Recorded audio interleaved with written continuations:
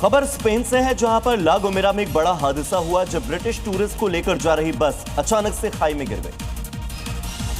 हादसा स्पेन के San Sebastian day ला गोमेरा के पास GM2 रोड पर हुआ, जहां बस सड़क से उतरकर खाई में चली गई, जिससे बस में बैठे सभी टूरिस्ट घायल हो गए, जिसमें से 3 को गंभीर हालत में हेलीकॉप्टर से अस्पताल ले जाया गया, जबकि बाकी घायलों का अस्पताल में इलाज जारी है। शुरुआती जांच में पता चला है कि हादसा ब्रेक के फेल होने की वजह से हुआ। हादसे के बाद सरकार की तरफ से घायलों को मदद देने के साथ ही हेल्पलाइन नंबर भी जारी किए गए हैं। बात करते हैं नासा के मिशन की। नासा का आर्टेमिस 2 चंद्रमा का चक्कर लगाकर लौट आया है। नासा के इस यान ने प्रशांत महासागर में सकुशल स्पेकुलेशन डाउन किया।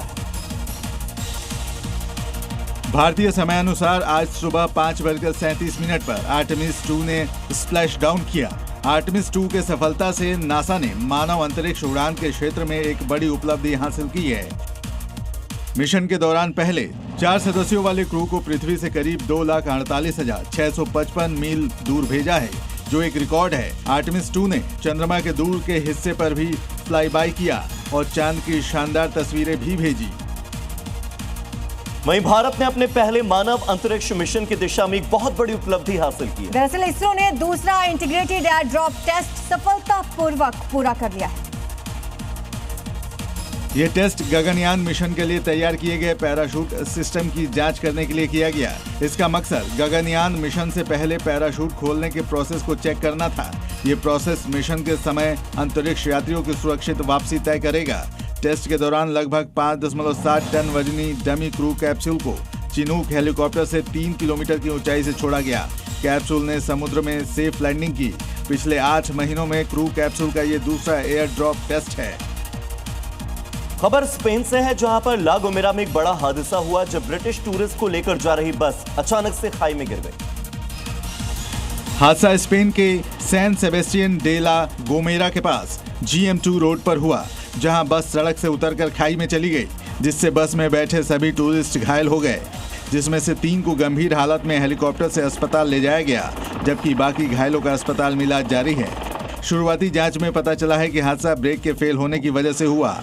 हादसे के बाद सरकार की तरफ से घायलों को मदद देने के साथ ही हेल्पलाइन नंबर भी जारी किए गए हैं। इधर लेबनान के प्रधानमंत्री ने जब से कैबिनेट को इजराइल से सीधी बातचीत का निर्देश दिया है, तब से हिजबुल्लाह समर्थक इसको इजराइल के सामने घुटने टेकने वाला कदम बता रहे हैं।